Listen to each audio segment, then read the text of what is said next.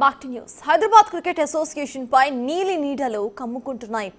ఇప్పటికే Telangana cricket association ఆరోపణతో HCA అధ్యక్షుడు జగన్మోహన్ రావుతో పాటు మరికొందరిని కూడా సిఐడి అదుపులోకి తీసుకుని విచారిస్తోంది. Mahabubnagar district cricket association లో నిధుల గోల్మాల్ జరిగాయని జిల్లా cricket association general secretary Prem Kumar జిల్లా కలెక్టర్ కి ఫిర్యాదు చేశారు. దీనిపై మరింత సమాచారాన్ని మా ప్రతినిధి శంకర్ అందిస్తారు. హెచ్సీఏ హైదరాబాద్ క్రికెట్ అసోసియేషన్ పై నీలి నీడలు కమ్ముకుంటున్నాయి.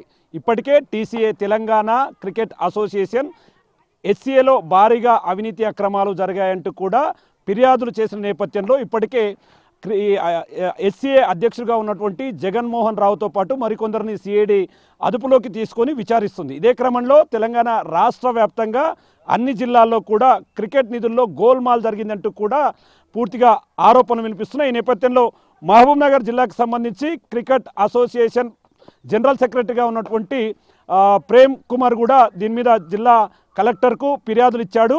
దీనికి సంబంధించి ఎండిసిఏ మహబూబ్ నగర్ డిస్ట్రిక్ట్ క్రికెట్ అసోసియేషన్లో కూడా అవినీతి అక్రమాలు జరిగాయి. దానికి సంబంధించి అతనిపై పూర్తిగా యాక్షన్ తీసుకోవాలంటూ కూడా పూర్తిగా ఇప్పటికే ఫిర్యాదులు చేసినటువంటి పరిస్థితి కనిపించింది. ప్రజెంట్ మన దగ్గర దీనికి సంబంధించి ఫిర్యాదులు చేసినటువంటి ప్రేమ్ కుమార్ ఉన్నారు. అసలు అన్న చెప్పండి, ఏం జరుగుతుంది? మీరు ఇక్కడికి దీనికి సంబంధించి ఎండిసిఏకి సంబంధించి ఎలాంటి ఫిర్యాదు చేశారు, ఎందుకు చేశారు?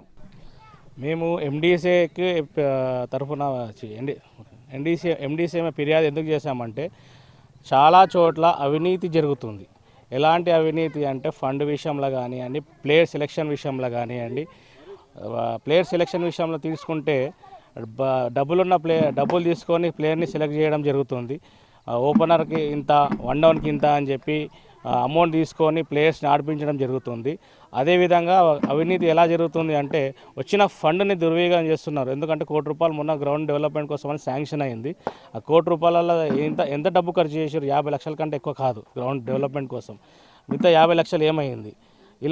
ఇలాంటివి ఎన్నో మనకు రెగ్యులర్గా మనకు సంవత్సరానికి 30 నుంచి 40 లక్షల ఫండ్ వస్తుంది. ఆ ఫండ్ను ఏం చేస్తున్నారు? ప్రాపర్గా ఆడిట్ లేదు. ఎటువంటి చర్యలు తీసుకోకుండా హెచ్సీఏ వాళ్ళు కూడా కానీ బీసీఏ వాళ్ళు కానీ ఎటువంటి చర్యలు తీసుకోకుండా ఇలాంటివి గతం నుంచి 20 ఏళ్ళ నుంచి ఇలాంటి అవినీతికి పాల్పడుతూ ఇలాంటి అవినీతి పాల్పడుతూ ఇలా ప్లేయర్స్ని కానీ గ్రామీణ ఇంకో విషయం, ఇప్పటికే హెచ్సీఏ పైన టీసీఏ తెలంగాణ క్రికెట్ అసోసియేషన్కి సంబంధించి ఫిర్యాదుల పర్వంతో ఒకవైపు అధ్యక్షుడిగా ఉన్నటువంటి జగన్మోహన్ రావును కూడా సిఐడి అదుపులోకి తీసుకుంది. దీంతో కొంత అంటే రాష్ట్ర వ్యాప్తంగా ఉన్నటువంటి అన్ని జిల్లాల్లో చేస్తుంది. అంటే మీరు ఇక్కడ ఎవరి మీద ఫిర్యాదు చేశారు, ఎందుకు, ఏమని ఫిర్యాదు చేశారు, అంటే ఆ వ్యక్తి ఎవరు, అతను ఏమని ఫిర్యాదు చేశారు, ఎక్కడ ఫిర్యాదు చేశారు? మేము ఇక్కడ మహబూబ్ నగర్లో రాజశేఖర్ డిస్ట్రిక్ట్ సెక్రటరీ ఎండిసిఏకు ఆయన పేరు మీద ఫిర్యాదు చేశాం. ఎందుకోసం ఫిర్యాదు చేశామంటే పిల్లలకు ఎటువంటి గ్రామీణ క్రీడాకారులకు ఎటువంటి సదుపాయాలు మినిమం సదుపాయాలు కల్పించకుండా వాళ్ళ మీద ఓన్లీ సెలక్షన్ కోసం అన్ని పిలిపించుకొని 200 మంది 300 మంది పిలిపించుకొని మళ్ళా ఎటువంటి పాత విధంగానే ఇలా ఎవరైతే మామూలు క్రికెట్ ఆడతారో, ఎవరైతే ప్రాక్టీస్కి వస్తారో వాళ్ళనే తీసుకోవడం జరుగుతుంది. టాలెంట్ ఉన్న గ్రామీణ క్రీడాకారులను ఎప్పుడు కూడా ఎంకరేజ్ చేసింది లేదు. వాళ్ళని తీసుకురావడము, ఒక నెల రోజులు తూతు మంత్రంగా సమ్మర్ క్యాంప్ నడపడము, ఆ తర్వాత వాళ్ళను పొమ్మని చెప్పడము. ఎందుకంటే డబ్బులు లేకుంటే, గ్రామీణ క్రీడాకారుల దగ్గర డబ్బులు లేకుంటాయి.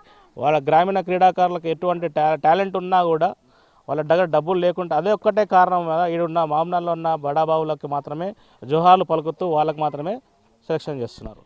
అంటే ఇప్పటికీ అంటే గతంలో మరి 20 సంవత్సరాలుగా ఇదే అంశానికి సంబంధించి నిధుల గోల్మాల్ జరిగింది, అంటే గ్రామీణ స్థాయి క్రీడాకారులకు అన్యాయం జరిగింది అంటూ చెప్తున్నారు మీరు. మరి 20 సంవత్సరాలుగా మీరు ఎందుకు ఫిర్యాదు చేయలేరు? ఆ ఫిర్యాదు ఇప్పుడు ఎందుకు చేశారు? దీని వెనుక ఆంతర్యం ఏంటంటే ఏం చెప్తారు? ఇన్ని రోజులు ఫిర్యాదు చేయకపోవడానికి కారణం ఏంటంటే ప్రాపర్ ఎవిడెన్స్ లేకుండే.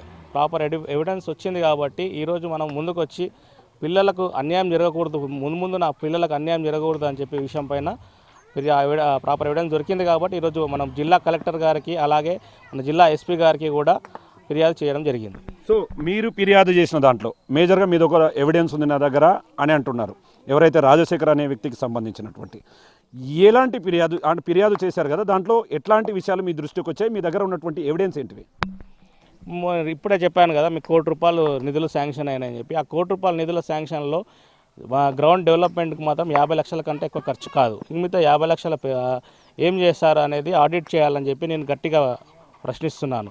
ఆడిట్ విషయం తెలిస్తే మనకు ఎటువంటి ఏమేమి జరిగినాయి అనేది అవకతవకలన్నీ కూడా బయటపడతాయని కోరుతున్నాను. మరి దీనిపై ఎట్లాంటి యాక్షన్ ఉండబోతుంది, భవిష్యత్తులో ఇలాంటి వాటిని అధికారులు ఏ విధంగా నిలువరిస్తారో మనం వేచి చూడాల్సిన పరిస్థితి ఉంది. Camera person Nageshwara Shankar, big TV, Mahabub Nagar.